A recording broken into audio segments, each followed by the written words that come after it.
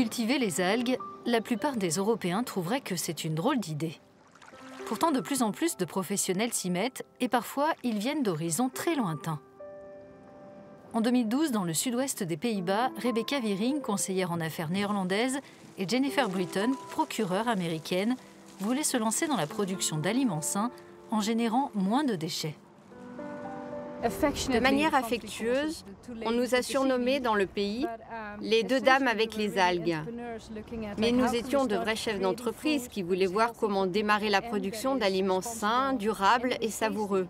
Et puis un jour, on a entendu parler des algues et on s'est dit « Hey, c'est quelque chose d'intéressant ».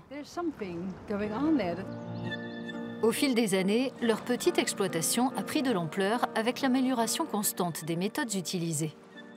Sa superficie a été multipliée par 5 tout en restant biologique. Aujourd'hui, 3 algoculteurs récoltent chaque printemps plusieurs tonnes d'algues grâce à une grue hydraulique de leur invention.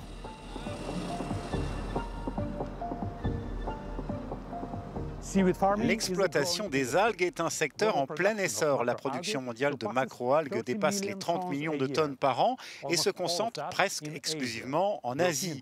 La production européenne n'en représente qu'1% et cette faible proportion correspond principalement non pas à la culture, mais à la cueillette des algues sauvages. Pourquoi est-ce que personne ne cultivait des algues? Parce que si vous voulez le faire en Europe, vous devez respecter l'environnement. Vous ne pouvez pas déverser de grandes quantités de produits néfastes dans l'eau, vous devez le faire de manière responsable. Et c'est ce qu'on voulait faire. On s'est dit, même si c'est plus difficile, on y arrivera.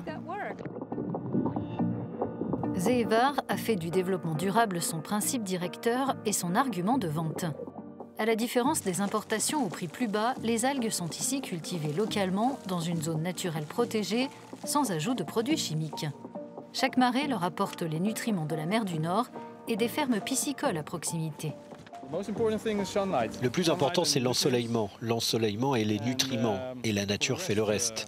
Et les poissons et les autres créatures que l'on a ici vivent en harmonie avec les algues. Il y a une sorte de symbiose.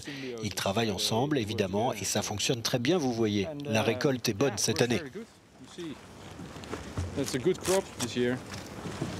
Cette plante marine, le kombu royal, peut être utilisée de nombreuses manières dans la production de cosmétiques, d'engrais ou encore de biocarburants. Mais ces cultivateurs estiment que ses bienfaits pour la santé et ses qualités gustatives lui donnent davantage de valeur en tant qu'aliment. C'est tellement subtil, on ne peut pas vraiment décrire son goût. Il faut la goûter par vous-même pour pouvoir dire aux autres quelle saveur elle a. Moi, je ne peux pas expliquer. Ça a un petit goût de vase, ça ressemble beaucoup à une salade. Oui, c'est une salade. Les rendements dépendent largement de la qualité des jeunes pousses qui ont été attachées au cordage de clôture flottant en automne. Les plantules, comme on les appelle, que Zeevar utilise, proviennent d'une entreprise spécialisée néerlandaise. L'activité d'Ortimaré, c'est son nom, est en plein essor. Des algoculteurs de nombreux pays font appel à elle. Exemple, un client norvégien vient d'envoyer cet échantillon. Il aimerait reproduire ces spores parfaitement adaptés aux conditions en Norvège. Nous multiplions cette algue, nous allons la faire pousser ici et ensuite l'envoyer aux algoculteurs norvégiens parce que la côte de la Norvège est une région propice à la culture écologique des algues. Et simplement à partir de ce minuscule échantillon, on pourra faire pousser des kilomètres de lignes d'algues dans l'avenir. Tout au long de l'année, l'entreprise réalise des tests pour améliorer la qualité de ses jeunes pousses et étendre sa gamme. Pour aider les algoculteurs à gagner en rendement, elle fait pousser ses plantules sur des bobines d'un fil très fin que l'on peut facilement attacher au cordage de culture. Ce que l'on voit ici, c'est une bobine de plantules. Et ce qu'on fait, c'est qu'on dépose sur cette bobine une couche de gamétophytes. Ensuite, au bout de 3 semaines, ils deviennent des bébés algues. Et puis au fil du temps, on vend ça à différents clients. Ils les feront pousser pour obtenir des algues plus grandes qui serviront pour des produits de toutes sortes. Grâce à une gamme plus large de plantules intéressant à cultiver et à de meilleures technologies de culture, l'entreprise estime que la capacité de production d'algues en Europe décuplera dans un avenir proche, ce qui devrait inciter des industriels à investir dans ce secteur émergent. Pour être capable de produire autant, il y a un besoin très important en termes d'investissement pour que l'on puisse aller vers des systèmes mécanisés. Donc il nous faut du soutien de la part des gouvernements au niveau des législations, mais aussi des financements.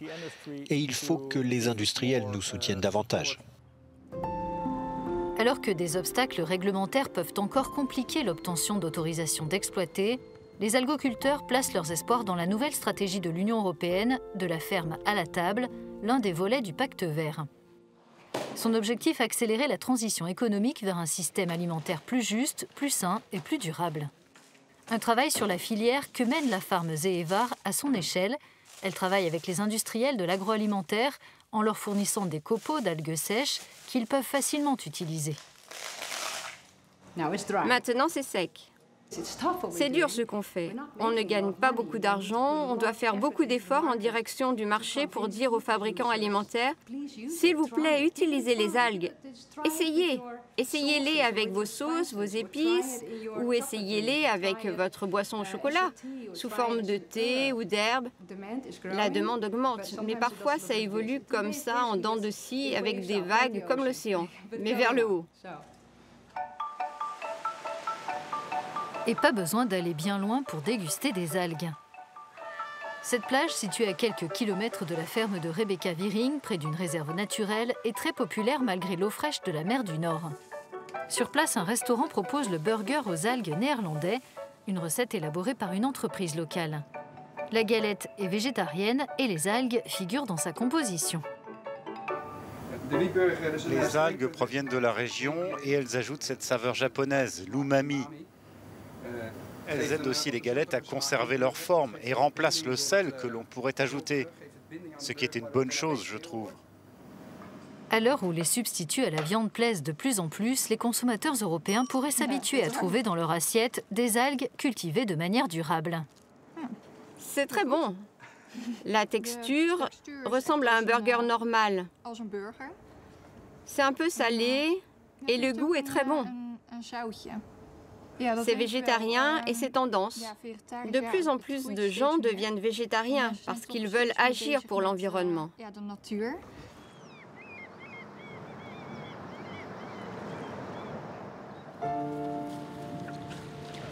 On voit que les choses évoluent. Ça avance lentement, mais je vous garantis que si on se revoit dans une dizaine d'années, je serai vieille et j'aurai les cheveux blancs, eh bien vous verrez qu'on aura plein de choses à grignoter à base d'algues.